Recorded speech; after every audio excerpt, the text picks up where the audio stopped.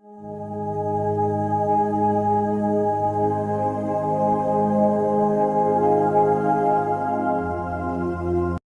شرابی نوجوان تھا، گنہگار تھا، بدکار تھا، سیاکار تھا، اتنا تھا کہ اس نے ساری زندگی اپنے کریم رب کی ذات کو ایک سجدہ بھی نہیں کیا تھا۔ جب موت کا وقت قریب آیا تو اس نے اپنا سر اپنی ماں کی گود میں رکھا، اپنا سر ماں کی گود میں رکھ کر کہنے لگا، ماں ساری زندگی میں نے گناہوں میں گزاری ہے، ساری زندگی میں نے شراب پیتے ہوئے گزاری ہے، ساری زندگی میں نے اللہ کی نافرمانی کرنے میں گزاری ہے، ساری زندگی میری برباد ہو گئی ہے نادانی کی وجہ سے۔ ماں میرا موت کا وقت قریب ہے، میں مر گیا تو اپنے مرشد کے پاس جانا، سفارش کرانا کہ وہ میرا جنازہ آ کے خود ہی پڑھائے گا۔ صاحب ظاہر ہے کہ مرشد جب جنازہ پڑھانے کے لیے آئے گا تو 4 بندے بھی اس کے ساتھ ہوں گے، نہیں تو میرا جنازہ کون پڑھے گا؟ میں تو اتنا گنہگار ہوں، بدکار سیاکار ہوں، میں نے ساری زندگی شرابیں پیتے ہوئے اللہ کی نافرمانی کرتے ہوئے گزار دی۔ اللہ اکبر۔ ماں اٹھی گئی اپنے مرشد حضرت حسن بصری کے پاس، جا کر کہنے لگی، میرے مرشد میرا بیٹا موت کے قریب ہے، تو وہ کہہ رہا ہے جب میں مر جاؤں تو اپنے مرشد کو کہنا کہ وہ آ کے میرا جنازہ پڑھائے گا۔ حضرت حسن بصری کہنے لگے، مائی وہ مر گیا تو میں اس کا جنازہ نہیں پڑھاؤں گا، اس نے ساری زندگی شرابیں پیتے ہوئے گزاری ہیں، ساری زندگی وہ مسجد کے قریب بھی نہیں گیا، ساری زندگی اس نے اپنے کریم رب کی ذات کو ایک سجدہ کرنا بھی گوارا نہیں کیا، میں اس کا جنازہ کیسے پڑھا سکتا ہوں؟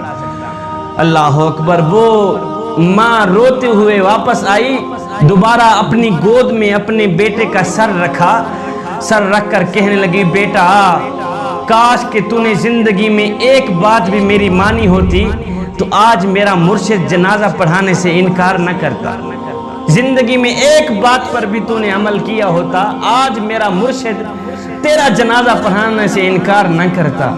میرا مرشد کہتا ہے کہ اس نے ساری زندگی اللہ کی نافرمانی میں گزاری ہے، شرابیں پیتے ہوئے گزاری ہے، میں اس کا جنازہ نہیں پڑھاتا۔ اللہ اکبر۔ نوجوان رونے لگ گیا۔ جوانو سنو، نوجوان کی آنکھیں خون کے آنسو بہانے لگ گئی، ماں تڑپنے لگ گئی۔ نوجوان نے کہا، اماں جی ایک بات تو بتائیں۔ ماں کہنے لگی، جی بولو بیٹا، کیا کہنا چاہتے ہو؟ نوجوان نے کہا، ماں مجھے اتنا بتا دے کہ میرے گناہ زیادہ ہیں یا میرے کریم رب کی رحمت زیادہ ہے؟ میرے گناہ زیادہ ہیں، میری بدکاریاں زیادہ ہیں، یا اس کریم رب کی رحمت زیادہ ہے؟ ماں خاموش رہی، ماں نے کوئی جواب نہ دیا۔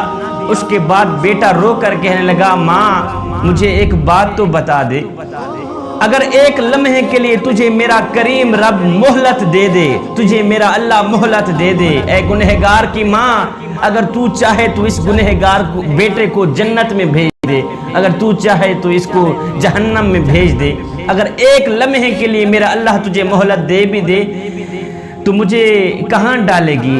جنت میں ڈالے گی یا جہنم میں پھینک دے گی؟ ماں فوراً بولی، نہیں بیٹے، اگر مجھے ایک لمحے کے لیے بھی میرا اللہ مہلت دے دے تو میں تجھے جنت کا دروازہ کھول کے اندر ڈال دوں گی، جنت میں ہی بھیج دوں گی، فوراً بھیج دوں گی۔ نوجوان تڑپ کر کہنے لگا، اماں جی جو خدا 70 ماؤں سے بھی زیادہ محبت کرنے والا ہے وہ مجھے جہنم میں کیسے ڈال سکتا ہے؟